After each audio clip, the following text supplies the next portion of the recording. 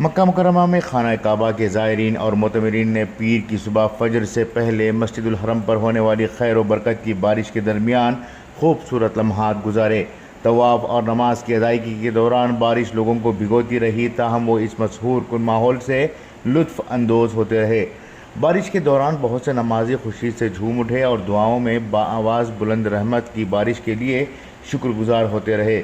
بارش کے درمیان حرمین شریفین کی سیکیورٹی، سیفٹی، ہنگامی حالات اور خطرات کی ایجنسی کسی بھی ہنگامی حالت سے نمٹنے کے لیے فعال دکھائی دی۔ توقع کی جا رہی ہے کہ سعودی عرب آج سے بارش کے نئے سلسلے میں داخل ہو گیا ہے۔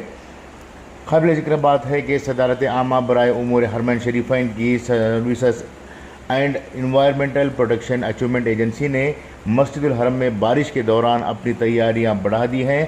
موسم کی ہنگامی صورتحال کے پیش نظر کچھ ہفتے پہلے ہی ایجنسی نے 200 سے زیادہ سپروائزر اور نگران مقرر کیے تھے۔ اس کے علاوہ بارش کے دوران مسجد الحرم میں نمازیوں اور زائرین کی خدمت کے لیے 4000 سے زیادہ مرد و خواتین رضاکاروں کی خدمات حاصل کی ہیں۔ بیورو رپورٹ، انقلاب نیوز، جدہ۔